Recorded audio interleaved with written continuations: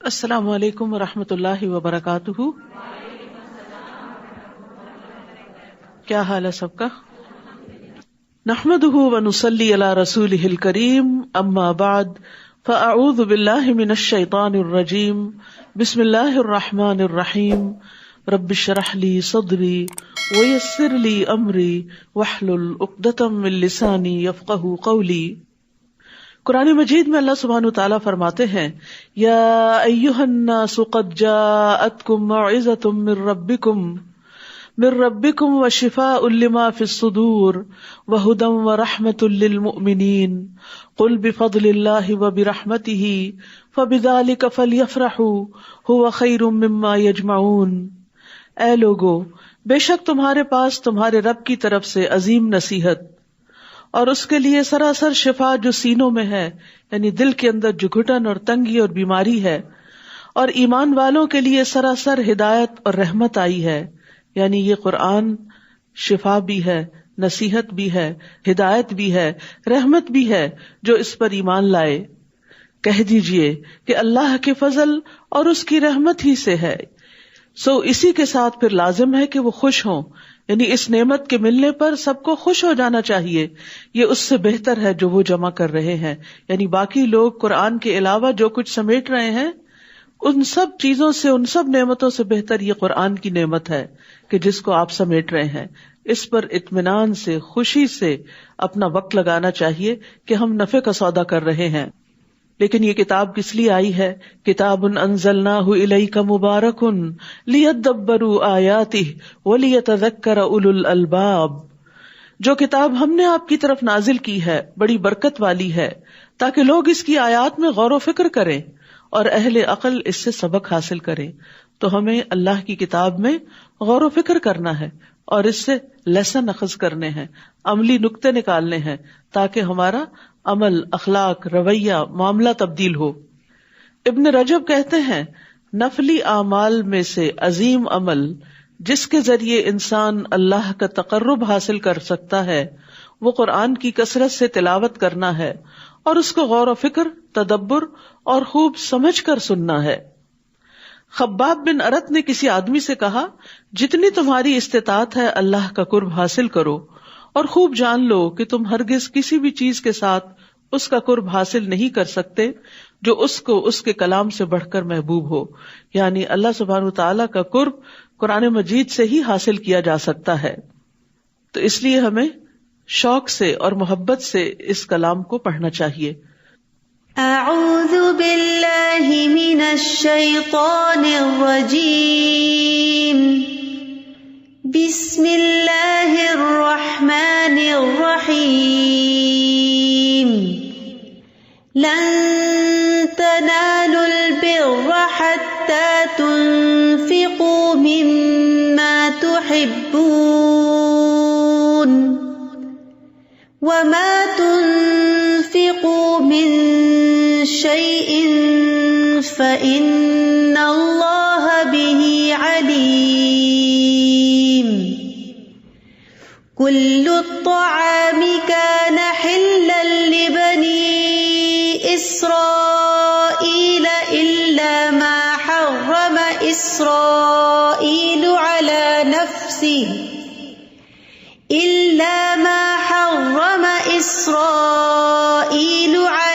نفسه من قبل أن تنزل التوراة.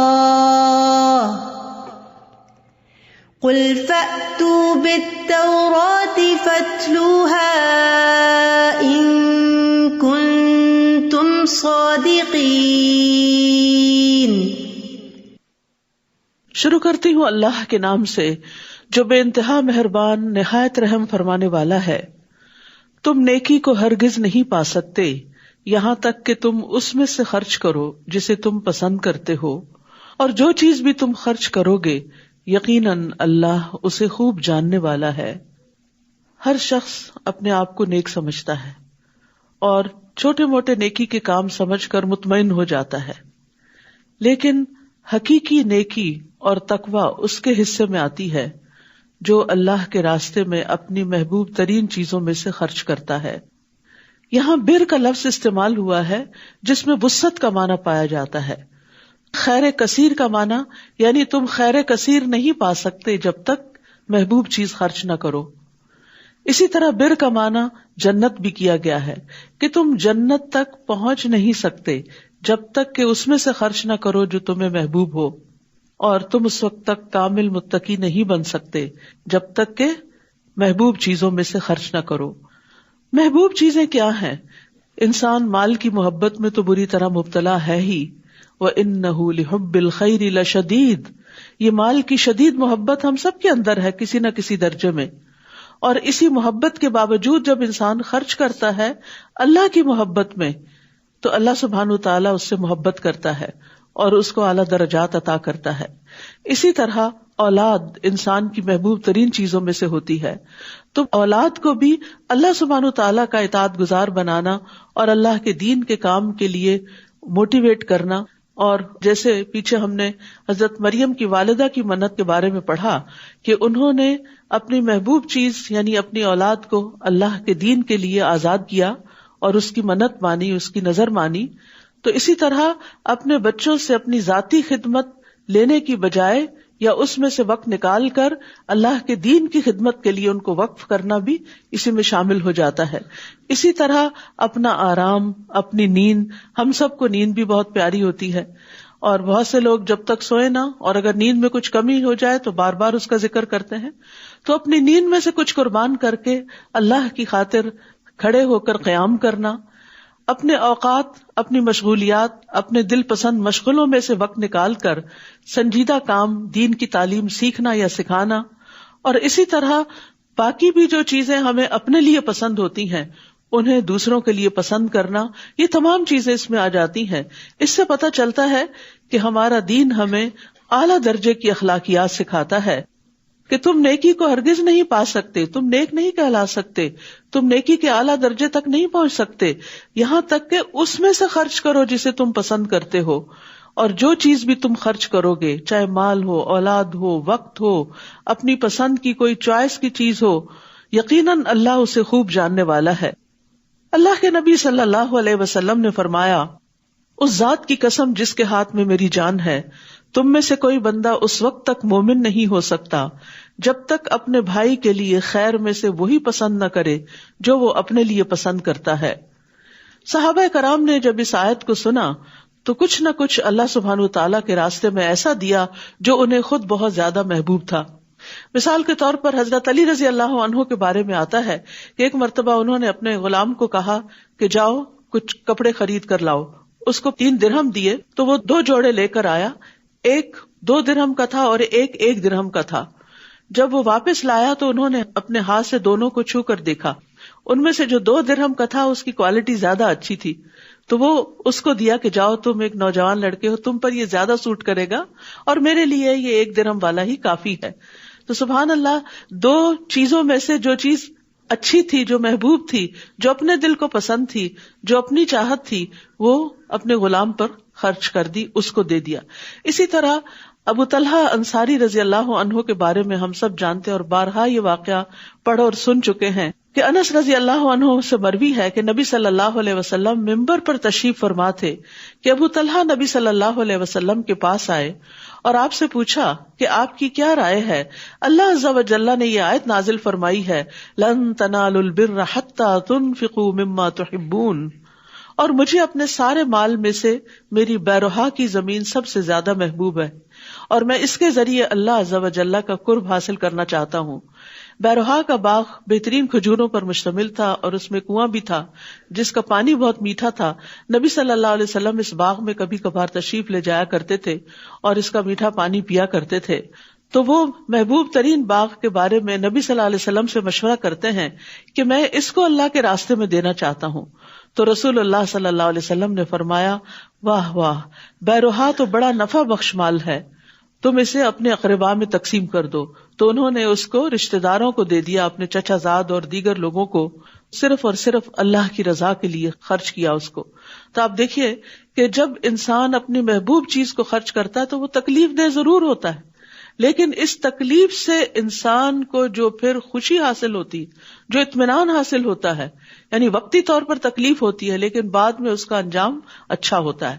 اس کے برعکس انسان جب اپنے لیے پسندیدہ ترین چیز کا انتخاب کرتا ہے تو وقتی طور پر ہو سکتا ہے کہ اس کو خوشی ہو، لیکن بعد میں اس کو ریگریٹس بھی ہوتے ہیں کہ اگر میں یہ اللہ کے پاس جمع کروا دیتا تو زیادہ بہتر تھا، کیونکہ اللہ سبحانہ وتعالیٰ کے ہاں اس کی قیمت مجھے زیادہ ملتی ہے.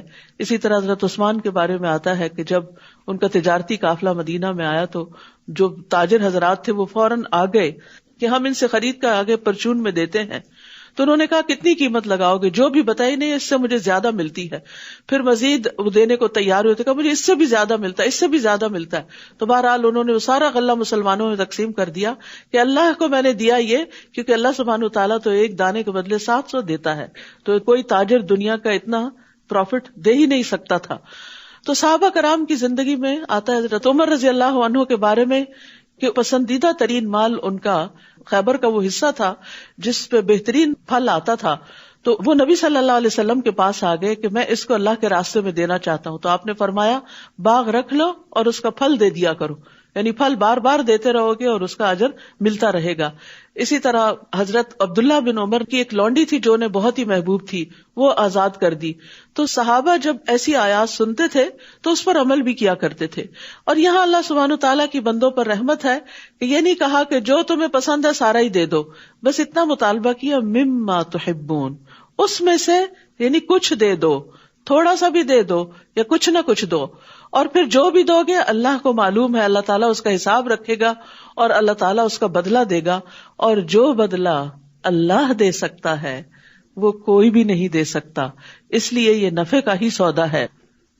عام طور پر جب ہم خرچ کرتے ہیں تو زائد از ضرورت یا جو ہمیں چاہیے نہیں ہوتا، اس کا یہ مطلب نہیں کہ وہ نہیں دے سکتے. قرآن مجید میں ایک دوسری جگہ اس کے دینے کا بھی حکم آتا ہے کہ جو تمہاری ضرورت سے زائد ہو اس کو دے دو.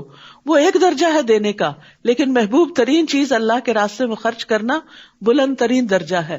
تو اخلاق کے بھی درجات ہوتے ہیں، اور ان میں بلند ترین درجہ اپنی پسند کو دوسرے کی پسند کے تابع کر دینا، اور سب سے بڑھ کر اللہ رب العزت کی پسند کے تابع کرنا. کل الطعام کان حلا لبنی اسرائیل الا ما حرم اسرائیل علی نفسہ من قبل ان تنزل التوراۃ قل فأتوا بالتوراۃ فاتلوها ان کنتم صادقین. بنی اسرائیل کے لیے ہر کھانا حلال تھا سوائے اس کے جو اسرائیل یعقوب علیہ السلام نے تورات نازل کیے جانے سے پہلے اپنے نفس پر حرام کیا تھا. کہہ دیجئے تورات لے آؤ، پھر اسے پڑھ کر دیکھو اگر تم اپنی بات میں سچے ہو. یہاں یہود کے ایک اعتراض کا جواب دیا جا رہا ہے جس میں ان کا کہنا یہ تھا کہ محمد صلی اللہ علیہ وسلم نے بہت سی ایسی چیزوں کو حرام کر دیا ہے جو دین ابراہیمی میں حلال تھی. تو انہیں بتایا جا رہا ہے کہ ایسی کوئی بھی چیز نہیں.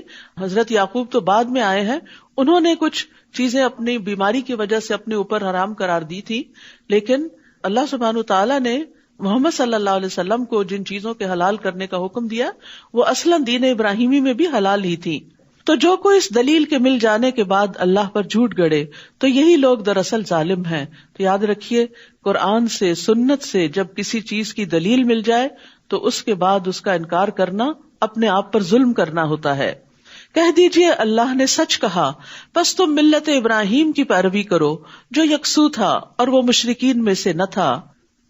بے شک پہلا گھر جو لوگوں کے لیے مقرر کیا گیا وہ وہی ہے جو مکہ میں ہے، تمام جہان والوں کے لیے برکت و ہدایت والا ہے. یہاں ایک اور اعتراض کا جواب دیا جا رہا ہے. اہل کتاب کا یہ کہنا تھا کہ بیت المقدس سب سے افضل قبلہ ہے اور اس کی طرف پہلے تم رخ کر کے نماز پڑھتے تھے، پھر تم نے اس کو کیوں چھوڑ دیا؟ تو بتایا یہ جا رہا ہے کہ پہلا قبلہ بیت المقدس نہیں، وہ بیت اللہ شریف ہے. اللہ سبحانہ تعالیٰ نے سب سے پہلے جو گھر مقرر کیا لوگوں کی عبادت کے لیے وہ وہی ہے جو مکہ میں ہے، تمام جہان والوں کے لیے برکت اور ہدایت والا ہے. وہ خطہ بابرکت ہے، وہ گھر بابرکت ہے. اور برکت کا مطلب ہوتا ہے کسی چیز میں اضافہ ہونا. تو آپ ایک نماز یہاں پڑھتے ہیں تو اس کا اجر 10 نمازوں کے برابر ہے، لیکن وہی نماز آپ مکہ میں پڑھتے ہیں، حرم کی حدود کے اندر پڑھتے ہیں تو ایک نماز کا ثواب 1,00,000 کے برابر ہو جاتا ہے. تو کتنی برکت ہوئی. ایک نیک عمل کی کتنی برکت ہوئی. اسی طرح جو صدقہ آپ وہاں کرتے ہیں، جو قرآن آپ پڑھتے ہیں، جو طواف آپ کرتے ہیں، جو عمرہ کرتے ہیں، جو حج کرتے ہیں، ان ساری عبادات کا اجر و ثواب کئی گنا زیادہ بڑھ جاتا ہے. اور اس کے علاوہ بھی رزق کی فراوانی، کھانے پینے کی، آپس کی محبتوں کی، اور سب کے ساتھ مل کے جو اجتماعی عبادت ہوتی ہے، اس سے جو دلوں پر ایک اثرات آتے ہیں اور اللہ سبحانہ وتعالیٰ کی محبت میں اضافہ ہوتا ہے، وہ دنیا کی کسی دوسرے خطے میں نہیں ہوتا. اس لیے اس کی برکتیں یہاں بتائی گئی. اور یہاں خاص طور پر یہ بتایا گیا کہ سب سے پہلی مسجد زمین پر یہی بنائی گئی. اور پھر یہ کہ عمرہ اور حج کرنا جو ہے وہ فقر اور گناہوں کو دور کرنے والی چیز ہے. رسول اللہ صلی اللہ علیہ وسلم نے فرمایا پے در پے حج اور عمرے کیا کرو، کیونکہ یہ دونوں فقر یعنی محتاجی، غربت اور گناہوں کو اس طرح ختم کر دیتے ہیں جیسے بھٹی لوہے، سونے اور چاندی کے میل کو ختم کر دیتی ہے. یعنی مشقت تو ہوتی ہے، انسان کو خرچ بھی کرنا پڑتا ہے، سفر بھی کرنا پڑتا ہے، انتظار کی لمبی گھڑیاں برداشت کرنی پڑتی ہیں ایئرپورٹس پہ. پہلے زمانے کا سفر گھوڑوں خچروں پر تھا، مشقت والا، تو آج بھی مشقتیں کچھ کم نہیں ہیں. اور پھر وہاں پہنچ کر بھی انسان کو بعض اوقات واش روم کے لیے بہت انتظار کرنا پڑتا ہے، کئی اور مشکلیں ہوتی، لیکن وہاں کی عبادت ورت ہے ان ساری مشکلات کے مقابلے میں. اس لیے انسان کو اپنے دل میں نیت اور خواہش اور ارادہ ضرور رکھنا چاہیے کہ اگر کسی وجہ سے انسان نہیں بھی جا سکتا، نہیں بھی پہنچ سکتا، تو نیت اور ارادے کا اور شوق کا جو اجر ہے اس سے محروم نہ رہے انسان. فیہ آیات بینات مقام ابراہیم ومن دخلہ کان آمنا. اس میں واضح نشانیاں ہیں. مقام ابراہیم ہے جس پہ کھڑے ہو کے ابراہیم علیہ السلام نے کعبہ تعمیر کیا تھا، آپ کے قدموں کے نشان بھی اس پر ہے. اور جو کوئی اس میں داخل ہوا امن والا ہو گیا. سب سے بڑی چیز وہاں جا کر سکون، اطمینان قلب اور راحت نصیب ہوتی ہے، جو اللہ کے گھر کو دیکھ دیکھ کر آنکھیں ٹھنڈی ہوتی رہتی ہیں، اور طواف کر کر کے انسان کے اندر اللہ سے قرب کا احساس بڑھتا چلا جاتا ہے. اور اللہ ہی کے لیے ان لوگوں پر بیت اللہ کا حج فرض ہے جو اس کی طرف جانے کی استطاعت رکھتے ہوں، یعنی حج صاحب استطاعت پہ فرض ہے. اور جو کوئی اس کا انکار کرے تو یقیناً اللہ تمام جہان والوں سے بہت بے نیاز ہے. قُلْ يَا أَهْلَ الْكِتَابِ لِمَ تَكْفُرُونَ بِآيَاتِ اللَّهِ وَاللَّهُ شَهِيدٌ عَلَى مَا تَعْمَلُونَ. کہہ دیجئے اے اہل کتاب، تم اللہ کی آیات کا کیوں انکار کرتے ہو، حالانکہ جو تم عمل کرتے ہو اللہ اس پر خوب گواہ ہے. یعنی اللہ سبحانہ وتعالیٰ تمہارے اعمال کو دیکھ رہا ہے، لہٰذا اللہ کے احکامات، اللہ سبحانہ وتعالیٰ کی آیات کا انکار مت کرو. قُلْ يَا أَهْلَ الْكِتَابِ لِمَ تَصُدُّونَ عَنْ سَبِيلِ اللَّهِ. کہہ دیجئے اے اہل کتاب، تم اللہ کے راستے سے اس شخص کو کیوں روکتے ہو جو ایمان لے آیا، اور تم اس میں ٹیڑھا پن تلاش کرتے ہو حالانکہ تم گواہ ہو، اور اللہ اس سے ہرگز غافل نہیں جو عمل تم کرتے ہو. اے لوگو جو ایمان لائے ہو، اگر تم اہل کتاب کے ایک گروہ کی اطاعت کرو گے تو وہ تمہیں مرتد بنا دیں گے، تمہارے ایمان لانے کے بعد کافر بنا دیں گے. اور تم کیسے کفر کر سکتے ہو حالانکہ تم پر اللہ کی آیات پڑھی جاتی ہیں اور تم میں اس کا رسول بھی موجود ہے. اور جو کوئی اللہ کے دین کو مضبوط تھام لے گا تو یقیناً وہ سیدھی راہ کی طرف ہدایت دے دیا گیا. تو اس میں آپ دیکھیے کہ رسول اللہ صلی اللہ علیہ وسلم چونکہ مدینہ میں تھے، اور مدینہ میں منافقین بھی تھے، اہل کتاب بھی تھے، اور ان لوگوں کی مسلمانوں کے ساتھ ایک ضد تھی، دشمنی تھی، ہٹ دھرمی تھی. لہٰذا ان کی چاہت یہ تھی کہ مسلمان اپنے دین کو چھوڑ دیں، لیکن اللہ کے رسول موجود تھے، ان کی پریزنس اور ان کی دی ہوئی تعلیم، اور پھر خاص طور پر قرآن کی آیات، یہ ایسی چیز تھی جو مسلمانوں کی استقامت کا باعث تھی. آج بھی اگر ہم خود اور اپنی اولاد کو دین پر استقامت دینا چاہتے ہیں تو اس کے لیے ضروری ہے کہ قرآن کے ساتھ ہمیشہ کا سفر جاری رکھیں، استقامت کے ساتھ قرآن مجید کی تلاوت بھی کرتے رہیں اور اس پر عمل بھی کرتے رہیں، اس میں غور و فکر بھی کرتے رہیں، تو انشاءاللہ حق پر، ہدایت پر قائم رہیں گے. کوئی بھی شخص دین اسلام سے صرف اس وقت دور جاتا ہے جب وہ دین اسلام کی سمجھ نہیں رکھتا، جب وہ اللہ تعالیٰ کی آیات کی حکمتوں کو اور مصلحتوں کو سمجھتا نہیں. پھر فرمایا یا ایھا الذین آمنوا اتقوا اللہ حق تقاتہ ولا تموتن الا وانتم مسلمون. اے لوگو جو ایمان لائے ہو، اللہ سے ڈرو جیسا اس سے ڈرنے کا حق ہے، اور تمہیں ہرگز موت نہ آئے مگر اس حال میں کہ تم مسلمان ہو. اسلام کی حالت میں دنیا سے رخصت ہونا، اور اسی کی دعا کرنی چاہیے، اور یہ کثرت سے پڑھنا چاہیے کہ یا اللہ مرتے وقت کلمہ لا الہ الا اللہ نصیب کرنا، کیونکہ خوشخبری ہے اس شخص کے لیے کہ جس کا آخری کلام لا الہ الا اللہ ہوگا وہ جنت میں داخل ہوگا، اس کو بخش دیا جائے گا. اور یہ سعادت اسی کو نصیب ہوتی ہے جو دنیا میں لا الہ الا اللہ پر پورا یقین رکھتا ہو اور اس کا ورد بھی کرتا رہے.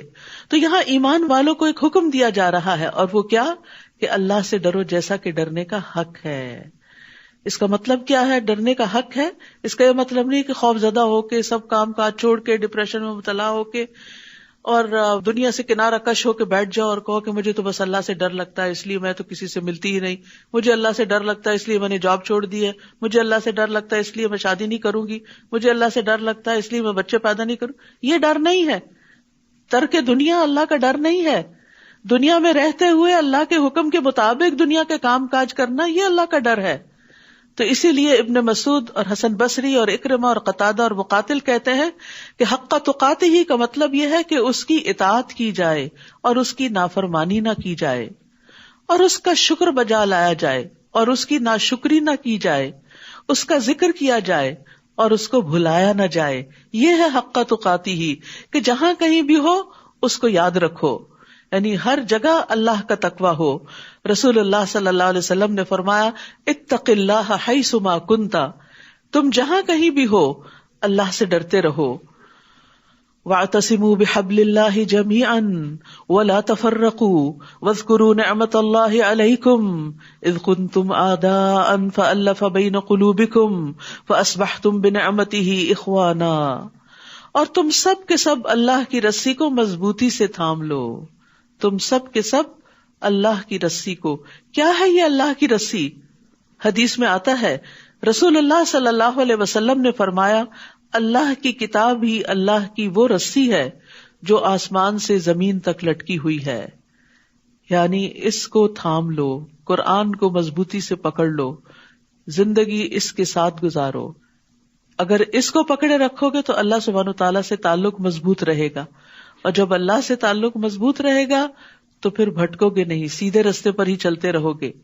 اور یہاں پر صرف یہ نہیں کہا گیا کہ اللہ کی رسی پکڑ لو، یہ کہا گیا جمیعاً، سب مل کے تھامو، اکٹھے ہو کر.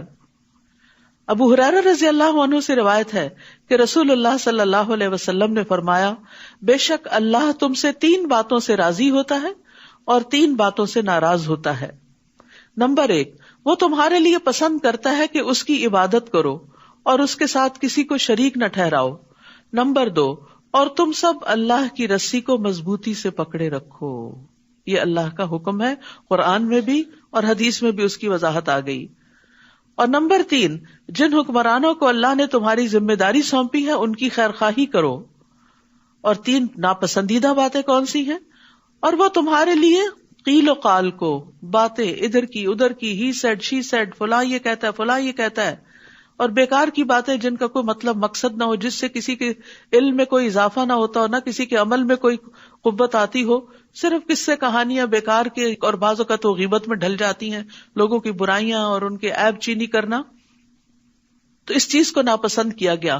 اور نمبر 2، کثرت سوال کو، یعنی کسی نے ایک مسئلہ بتایا، اس پہ ایک اور سوال کر دیا، اس پہ ایک اور کر دیا، جیسے بنی اسرائیل نے بہت سوال کیے تھے. اور نمبر 3، مال ضائع کرنے کو اللہ تعالیٰ ناپسند کرتا ہے. ضرورت کی جگہوں پر تو مال خرچ کرنا چاہیے لیکن اسراف نہیں کرنا چاہیے. اور اسی طرح چاہے کھانے کا معاملہ ہو یا دیگر نفع مند چیزیں ہوں، ان کو بیکار میں پھینکتے نہیں چلے جانا چاہیے، ان سے یا خود فائدہ اٹھانا چاہیے یا کسی دوسرے کو اٹھانے دینا چاہیے. تو مال ضائع کرنا ناپسندیدہ ہے. اور پھر یہاں خاص طور پر جس چیز کا حکم دیا جا رہا ہے وہ یہ کہ آپس میں جڑے رہو، دلوں کا اتحاد ہو. فرمایا بے شک مومن دوسرے مومن کے لیے عمارت کی طرح ہوتا ہے، اس کا ایک حصہ دوسرے حصے کو قوت پہنچاتا ہے. اور آپ نے اپنے ہاتھ کی انگلیوں کو دوسرے ہاتھ کی انگلیوں میں داخل کر کے دکھایا، یعنی جس طرح انگلیاں انگلیوں میں چلی جاتی ہیں تو مضبوط گرپ آ جاتی ہے، اسی طرح جب مومن کے ساتھ جڑتا ہے تو دیوار کی طرح جس کی ایک برک دوسرے کے ساتھ لگی ہوئی ہوتی ہے، اس سے بڑی بڑی عمارتیں کھڑی ہو جاتی ہیں اور بہت بڑے بڑے کام اس سے لیے جا سکتے ہیں. لیکن اگر وہی اینٹیں بکھری ہوئی ہوں تو وہ اینٹوں کا ڈھیر بیکار ہوتا ہے، کوڑا کباڑ ہوتا ہے. تو اگر مسلمان آپس میں آرگنائزڈ بھی، کیونکہ اینٹیں باہم نہیں جوڑ کے دیوار بنتی جب تک آرگنائزڈ نہ ہو، جب تک ڈسپلن نہ ہو، اور اسی طرح جب تک ایک دوسرے کے ساتھ جڑے ہوئے نہ ہو، اور یہ جڑنا صرف ظاہری نہ ہو بلکہ دلوں کا جڑنا بھی ہو. تو یہاں پر فرمایا اور اللہ کی رسی کو سب مل کر مضبوطی سے تھام لو اور فرقہ فرقہ مت بنو، کیونکہ جب چھوٹی موٹی بات پر اختلاف ہوتا ہے تو لوگوں میں پارٹی بازی شروع ہو جاتی اور پھر وہ مخالفت میں تبدیل ہو جاتا ہے، اور وہ سلسلہ نہ روکے تو پھر ایک دوسرے کے ساتھ جنگ و جدل اور قتال بھی شروع ہو جاتے ہیں. اور اپنے اوپر اللہ کی نعمت کو یاد کرو، جب تم آپس میں دشمن تھے یعنی اسلام کے آنے سے پہلے تو اس نے تمہارے دلوں میں محبت ڈال دی. یہ محبت اسلام کی وجہ سے تھی، تو تم اس کی نعمت سے بھائی بھائی بن گئے، یعنی تمہیں خونی رشتوں سے زیادہ محبوب ہو گئے وہ لوگ جو دین کے رشتے میں تم سے بندھے، اور تم آگ کے گڑھے کے کنارے پر تھے یعنی اس دین سے پہلے، تو اس نے تمہیں اس سے بچا لیا. اسی طرح اللہ تمہارے لیے اپنی آیات کو کھول کر بیان کرتا ہے تاکہ تم ہدایت پا جاؤ. پھر ایک اور حکم، وَلْتَكُمْ مِنْكُمْ أُمَّةٌ يَدْعُونَ إِلَى الْخَيْرِ، اور تم میں ضرور ایک ایسا گروہ ہونا چاہیے جو لوگوں کو خیر کی طرف بلائے، ہدایت کی طرف بلائے، نیکی کے کاموں کی طرف بلائے. یعنی ایک گروہ کا تو کام ہی یہ ہو، مسلمانوں کے اندر ایک جماعت تو ایسی رہے کہ جو لوگوں کی رہنمائی کرتی رہے کہ نیکی کے اور بھلائی کے کام کون کون سے ہیں، اور وہ اس نیکی کی طرف چلتے بڑھتے رہیں، نیکی کا حکم دے. وَيَأْمُرُونَ بِالْمَعْرُوفِ وَيَنْهَوْنَ عَنِ الْمُنْكَرِ، اور برائی سے روکے، اور یہی وہ لوگ ہیں جو فلاح پانے والے ہیں. سبحان اللہ. یعنی ایسے گروہ کے لوگ جو یہ تین کام کرتے ہیں، خیر کی دعوت، امر بالمعروف اور نہی عن المنکر، یہ کامیاب ہونے والے لوگ ہیں. وَلَا تَكُونُوا كَالَّذِينَ تَفَرَّقُوا، اور تم ان لوگوں کی طرح نہ ہو جانا جو فرقہ فرقہ بن گئے اور انہوں نے واضح دلائل آ جانے کے بعد اختلاف کیا. اور یہی وہ لوگ ہیں جن کے لیے بہت بڑا عذاب ہے. جس دن کچھ چہرے روشن ہوں گے اور کچھ چہرے سیاہ ہوں گے، تو جن لوگوں کے چہرے سیاہ ہوں گے ان سے کہا جائے گا کیا تم اپنے ایمان لانے کے بعد کفر میں مبتلا ہو گئے؟ تو چکھو عذاب کا مزہ اس وجہ سے کہ تم کفر کرتے تھے. وَأَمَّا الَّذِينَ ابْيَضَّتْ وُجُوهُهُمْ فَفِي رَحْمَةِ اللَّهِ هُمْ فِيهَا خَالِدُونَ، اور رہے وہ لوگ جن کے چہرے روشن ہوں گے تو وہ اللہ کی رحمت میں ہوں گے جس میں وہ ہمیشہ رہنے والے ہیں. یہ اللہ کی آیات ہیں جنہیں ہم آپ پر حق کے ساتھ پڑھ رہے ہیں، یعنی بالکل ٹھیک ٹھیک ہیں، سچی باتیں ہیں، اور اللہ جہان والوں کے ساتھ کسی ظلم کا ارادہ نہیں رکھتا. وَلِلَّهِ مَا فِي السَّمَاوَاتِ وَمَا فِي الْأَرْضِ وَإِلَى اللَّهِ تُرْجَعُ الْأُمُورُ، اور اللہ ہی کے لیے ہے جو کچھ آسمانوں میں ہے اور جو کچھ زمین میں ہے، اور اللہ ہی کی طرف سب معاملات لوٹائے جاتے ہیں.